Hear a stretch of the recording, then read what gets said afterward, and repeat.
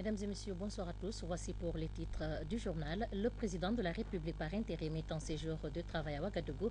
Le général d'armée Sekouba Konati discutera avec le médiateur de l'évolution de la situation politique en Guinée. Cérémonie d'inhumation ce jeudi de Moriba Junior Dadis. Parents, amis et collaborateurs du capitaine Moussa Dadis Camara ont assisté aux funérailles. D'autres nouvelles nationales et internationales viendront boucler cette édition. Bienvenue à tous.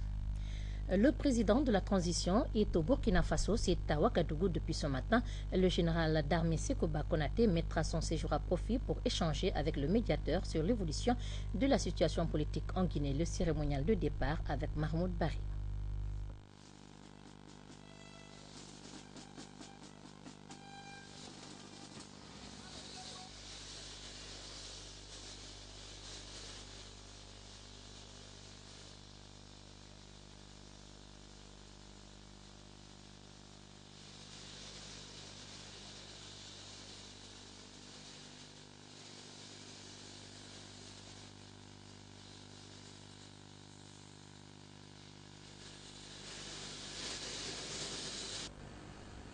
C'est aux environs de 11 heures ce jeudi que le président de la transition, le général d'armée Sekouba Konaté, est arrivé à l'aéroport de Conakry pour se rendre à Ouagadougou au Burkina Faso.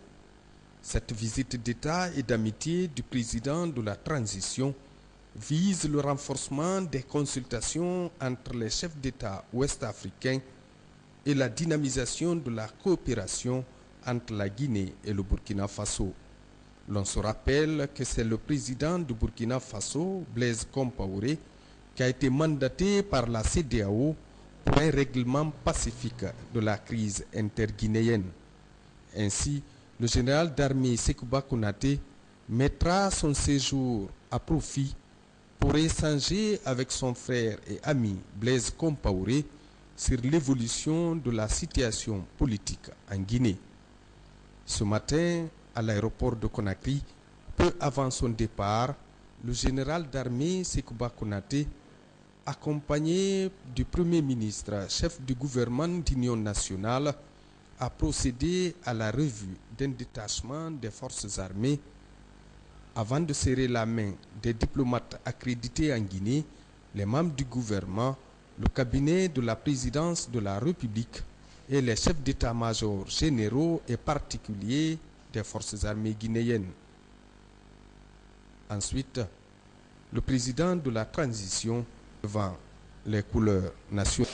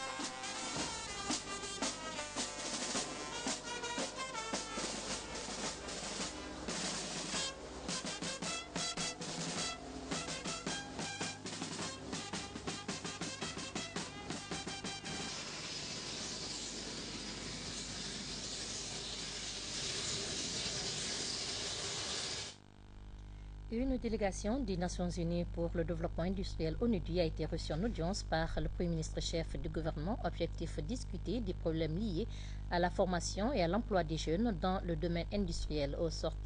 Au cours de l'audience, plusieurs autres questions ont été débattues à Dikamara Kabassoum. Le Premier ministre-chef du gouvernement a reçu une délégation des Nations Unies pour le développement industriel ONUDI en abrégé. Au cours de l'entrevue, il a été question de discuter de tous les problèmes liés à la formation et à l'emploi des jeunes capables de développer et de promouvoir le tissu industriel du pays. Entre Jean-Marie Dori et Massata Sissi, chef du programme de l'ONUDI pour l'Afrique, il a été retenu qu'une aide soit apportée à la Guinée pour faire asseoir les bases de son industrie.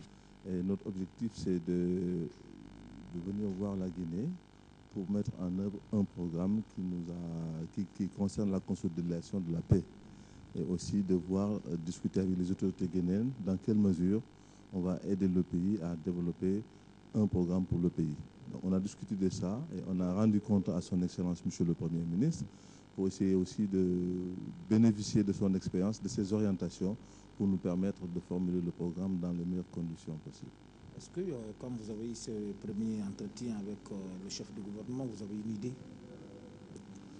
Oui, une idée, il nous a confirmé son soutien total à ce que nous avons discuté avec les ministres qui sont concernés. C'est le ministre de la Jeunesse et des Sports, c'est le ministre chargé des microfinances et de l'emploi des jeunes et le ministre de l'Industrie. Donc ce que nous voulons faire, c'est un peu aider le pays, à aider les jeunes à créer des emplois, à générer des activités génératrices de revenus, mais aussi surtout à aider le pays à avoir un programme pour développer un secteur comme l'agroalimentaire. Mais son Excellence, Monsieur le Premier ministre, a beaucoup insisté sur la formation, qui est un élément clé et décisif pour amorcer tout développement. Cérémonie de fin de stage de la 4e promotion des officiers de l'armée guinéenne. C'était ce matin au camp Alpha Diallo. La cérémonie présidée par le chef d'état-major général des armées a été marquée de plusieurs discours et de remise de diplômes aux stagiaires. Ensuite, le général Nuhu Thiam a procédé à la remise de groupes électrogènes à la marine nationale et à l'état-major général des armées. Reportage Mamadou Malal Diallo. Ces officiers ont passé plusieurs mois d'efforts intellectuels et physiques dans des conditions météorologiques contraignantes au cours desquelles ils ont résisté aux épreuves les plus difficiles. Parmi les nombreux thèmes enseignés, il y avait la tactique, la topographie, la formation à l'exercice de l'autorité, la formation administrative et technique, les transmissions, le tir et l'éducation physique, militaire et sportive ont constitué les moments forts de la formation. La formation est une condition majeure de la compétence professionnelle des militaires et donc de la capacité opérationnelle d'une armée. Elle est toujours nouvelle et requiert une adaptation en intelligence de situation en prenant chaque fois en compte l'objectif de formation, le public à former et les moyens disponibles.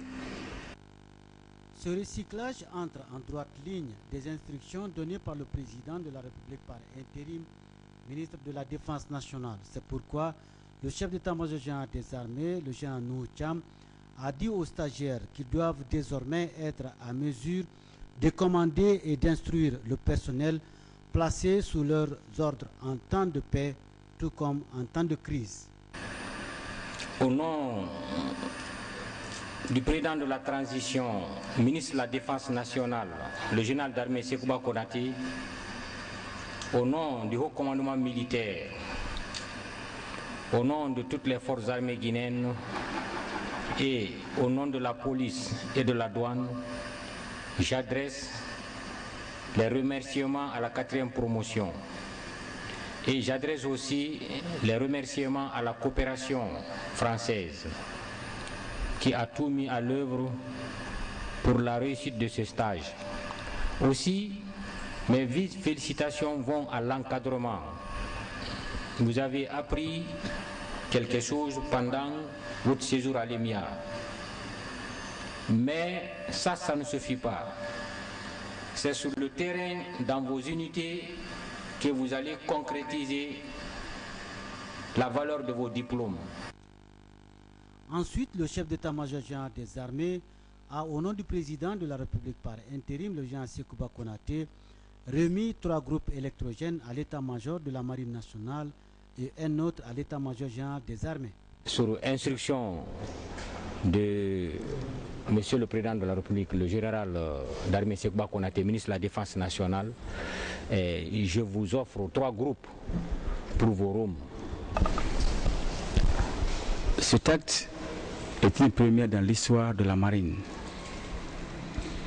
et ça s'inscrit dans le cadre de la restructuration et de l'équipement des forces armées guinéennes. Donc, au nom de tout le personnel de la marine, je remercie infiniment le général d'armée Sekouba Konaté et aussi le général de division Moukam, le chef d'état-major des armées. Cet acte permettra au personnel de l'état-major général des armées d'augmenter son volume de travail parce qu'à des moments où nous sommes empêchés par les coupures intempestives de lumière, mais je crois qu'avec ces groupes électrogènes, tout ira et tout rentrera dans l'ordre. La Coalition nationale de Guinée pour le droit à la citoyenneté de la femme, en collaboration avec l'ONG internationale ALER, organise un atelier de formation à l'intention des femmes et des jeunes. Objectif initié, cette couche à la politique. Reportage Makami Donzo. Amener les femmes et les jeunes à comprendre le principe de la bonne gouvernance, la résolution des conflits et à acquérir des habiletés en communication, telle est la quintessence de cette session de formation. Organisée par l'ONG CONAC DCF en collaboration avec International Alert. Cette rencontre regroupe une vingtaine de personnes venues des différentes structures de la capitale. Elle vise à impliquer les participants à mieux cerner désormais les plaidoyers liés à leurs préoccupations. Et à tout moment, dans les rues, c'est des femmes et des jeunes que tu rencontres en cas de mouvement.